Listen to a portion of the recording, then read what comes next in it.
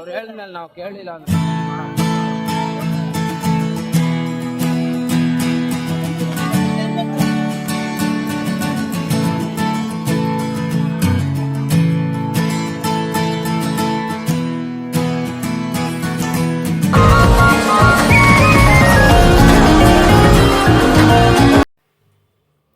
Hi, ಇವತ್ತು ವಿಶೇಷ ಏನಂದರೆ ಸೌದತ್ತಿ ದೇವಸ್ಥಾನಕ್ಕೆ ಹೋಗಬೇಕು ಅಂತ ಎಲ್ಲ ಪ್ಯಾಕ್ ಮಾಡ್ತಾಯಿದ್ದೀನಿ.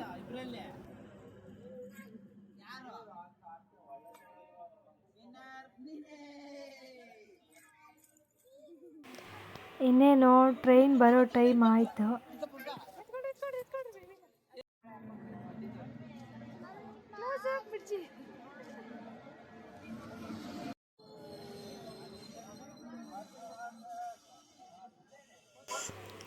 ಟ್ರೈನ್ ಏನೋ ಬಂತು, ಬಟ್ ಒಂದು ಸೀಟ್ ಕೂಡ ಸಿಗಲಿಲ್ಲ.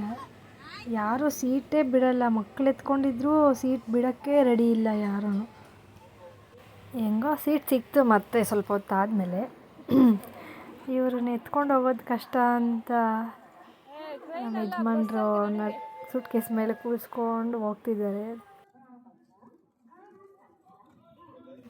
ಅವನಿಗೊಂಥರ ಖುಷಿ ಆ ಥರ ಹೋಗೋದು.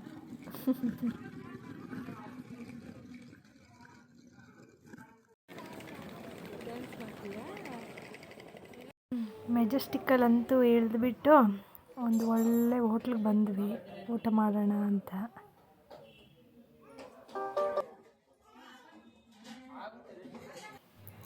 ಸ್ವಲ್ಪ ಬೇಗ ಊಟ ಎಲ್ಲ ತಿಂದು ಬಸ್ ಸ್ಟಾಪಿಗೆ ಹೋದ್ವಿ. ಮತ್ತೆ ಸ್ಲೀಪರ್ ಬುಕ್ ಮಾಡಿದ್ದಾರೆ.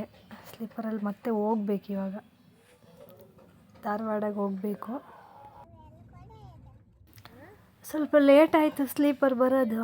ವೆಯ್ಟ್ ಮಾಡಿ ಸ್ಲೀಪರಲ್ಲಿ ಕೂತ್ಕೊಂಡು ರಾಯನ್ ಜೊತೆ ಆಟ ಆಡಿಕೊಂಡು ಅವನೇನೋ ಮಾಡ್ತಾಯಿದ್ದಾನೆ, ಬ್ಯಾಟ್ರಿ ಚಾರ್ಜ್ ಆಗ್ತಾಯಿದ್ದಾನೆ ಪವರ್ ಬ್ಯಾಂಕಲ್ಲಿ.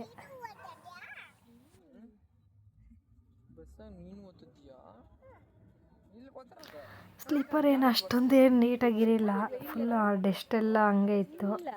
ನಮ್ಮ ಮನೆಯವರು ನನ್ನ ಬೈತಿದ್ರು. ನಾವು ಮಾರ್ನಿಂಗ್ ಒಂದು 8 ಅಷ್ಟರಲ್ಲಿ ಬಂದುಬಿಟ್ವಿ ಜೋಗುಳ ಬಾವಿ ಹತ್ರ ಬಂದು ಸ್ನಾನ ಎಲ್ಲ ಮುಗಿಸಿ ಇವನು ನೋಡ್ರಿ ಇಷ್ಟೊತ್ತಿಗೆ ಲಾಲಿಪಾಪ್ ತಿಂತಾಯಿದ್ದಾನೆ. ಹಠ ಮಾಡಿ ತರಿಸ್ಕೊಂಡು ತಿಂತವನೆ ಇವನು.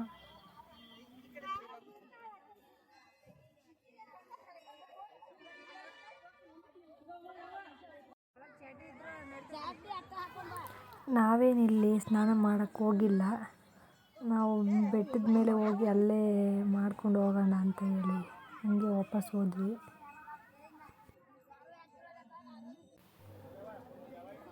ಇವ್ರ ಅಪ್ಪ ಮಗ ಏನೋ ಜಗಳ ಮಾಡ್ತಾಯಿದ್ದಾರೆ, ಕೋಲ್ ಎತ್ಕೊಂಡು ಬರೋಕ್ಕೆ ಹೋಗಿದ್ದಾರೆ ಇವರು ಅವನು ಹೊಡಿಯೋಕ್ಕಂತ. ಅವನು ಓಡಿ ಬಂದ್ಬಿಟ್ಟ ನನ್ನ ಹತ್ರ.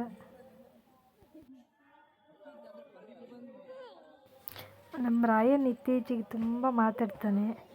ಯಾರು ಏನಂದರೆ ಅದನ್ನು ಹಂಗೆ ಅಂತಾನೆ ಉಲ್ಟಾ. ಮತ್ತೆ ಹೋಟ್ಲಿಗೆ ಹೋಗಿ ಟಿಫನ್ ಎಲ್ಲ ಮುಗಿಸ್ಕೊಂಡು ದೇವಸ್ಥಾನಕ್ಕೆ ಹೋಗೋಣ ಅಂತ ದರ್ಶನ ಮಾಡ್ಕೊಂಡು ಬರೋಕ್ಕಂತೆಲ್ಲ ಹೊರಟಿದ್ದೀವಿ. ಬಟ್ ತುಂಬ ರಶ್ ಇದೆ. ಇವಾಗ ಯಾರೂ ಹೋಗೋಕ್ಕೆ ಹೋಗಬೇಡಿ, ತುಂಬ ರಶ್ಶು, ಬೇಗ ದರ್ಶನ ಅಂತೂ ಆಗಲ್ಲ, ಹೆವಿ ಕ್ರೌಡು. ಹೆಂಗೋ ಹಂಗೆ ಮ್ಯಾನೇಜ್ ಮಾಡಿಕೊಂಡು ಅಂತೂ ಹೋಗಿ ದರ್ಶನ ಮಾಡ್ಕೊಂಡು ಬಂದ್ವಿ. ಸಿಕ್ಕಾಪಟ್ಟೆ ರಶ್ಶು.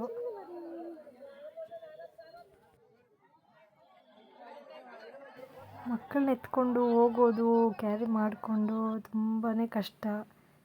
ಬಟ್ ಆದರೂ ಹೆಂಗೋ ಹೋಗಿ ದರ್ಶನ ಮಾಡ್ಕೊಂಡು ಬಂದ್ವಿ ಆ ತಾಯಿನ.